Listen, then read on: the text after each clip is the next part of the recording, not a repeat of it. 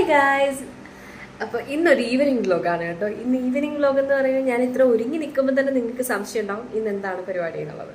അപ്പം ഇന്ന് എൻ്റെ കൊളീഗിൻ്റെ എൻ്റെ ബെസ്റ്റ് ഫ്രണ്ടിൻ്റെ മധുരം വെപ്പ് ചടങ്ങിനാണ് നമ്മളിന്ന് പോകാൻ പോണത്.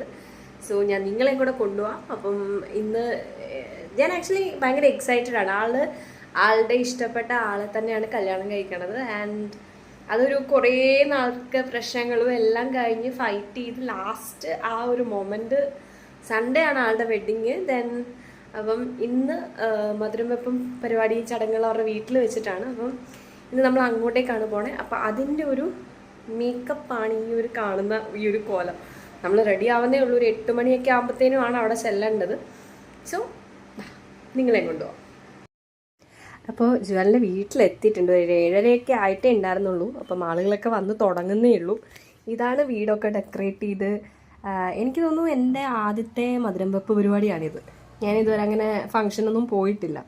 സോ ഞാൻ അതും കൂടെ ആയതുകൊണ്ടും ജ്വലിൻ്റെ ആയതുകൊണ്ടും ഭയങ്കര എക്സൈറ്റഡ് ആയിരുന്നു ഇന്ന് പോകാനും ഒക്കെ ആയിട്ട്.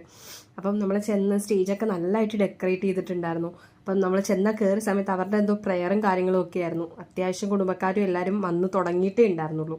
അപ്പോൾ കുറച്ച് നേരം ഇതൊക്കെ എനിക്ക് ആക്ച്വലി പുതിയ കാര്യങ്ങളാണ്. ഞാനിതൊക്കെ ആദ്യമാണ് ഇങ്ങനെയൊക്കെ കാണുന്നത്. സോ അവരുടെ കൂടെ കുറച്ച് നേരം നിന്നു. ദസ്തുതിയൊക്കെ കൊടുത്ത്. ജ്വലിനെ ഇന്ന് കാണാൻ നല്ല ഭംഗിയുണ്ടായിരുന്നു. ആൾ ഇത്രയും ദിവസത്തിനിടയ്ക്ക് ആളെ നല്ല എന്താ പറയുക ഭയങ്കര ഹാപ്പി ആയിട്ട് ഭയങ്കര നല്ല ഭംഗിയുണ്ടായിരുന്നു മൊത്തത്തിൽ ആളെ കാണാൻ വേണ്ടിയിട്ട്. അപ്പോൾ ഈ രീതിയിലൊക്കെയാണ് ആളുടെ എൻട്രി വന്നിട്ടുണ്ടായിരുന്നത്. ആക്ച്വലി ആ സമയത്ത് മഴയുടെ കുറച്ചിതുണ്ടായിരുന്നെങ്കിലും പക്ഷേ പരിപാടി കളറായിരുന്നു കേട്ടോ. ജ്വൽ എന്നെ കണ്ടതും ഭയങ്കര എക്സൈറ്റഡ് ആയിരുന്നു. ഈ സമയത്ത് ഞാൻ എത്തുന്നൊന്നും ആൾ വിചാരിച്ചിട്ടുണ്ടായിരുന്നില്ല. ആളെന്തായാലും നല്ല ഹാപ്പി ആയിരുന്നു. എനിവേ ആളെ ഈ ഒരു രീതിയിൽ കാണാൻ പറ്റിയതും ഭയങ്കര സന്തോഷം. ജ്വലിൻ്റെ അമ്മയും അച്ഛനും എല്ലാവരും തന്നെ അടുത്തുണ്ടായിരുന്നു. അപ്പോൾ ഈ ഒരു രീതിയിലാണ് അവരെ ആ സ്റ്റേജിലേക്ക് എത്തിച്ചിട്ടുണ്ടായിരുന്നത്. സ്റ്റേജിൽ കയറി സ്റ്റേജിലെത്തിയതിന് ശേഷവും പല രീതിയിലുള്ള ഫോട്ടോയും കാര്യങ്ങളും ഒക്കെ ഉണ്ടായിരുന്നു. ദെൻ ഇവിടെ ആങ്കറിങ് ചെയ്തിരുന്ന കുട്ടി ജ്വലിൻ്റെ അച്ഛൻ്റെ അമ്മയുടെ അടുത്ത് ചോദിച്ചിട്ടുണ്ടായിരുന്നു എന്താണ് ജ്വലിനെ കുറിച്ച് സംസാരിക്കാനുള്ളത്, എന്താ പറയാനുള്ളത് ഈ ഒരു നിമിഷത്തിൽ നിന്ന്. അപ്പം അവരുടെ ആക്ച്വലി ആ റിപ്ലൈ ഒക്കെ ഭയങ്കര ക്യൂട്ടായിരുന്നു കേട്ടോ. ദെൻ തിരിയും കാര്യങ്ങളും ഒക്കെ തെളിയിച്ചു. ദെൻ നമ്മുടെ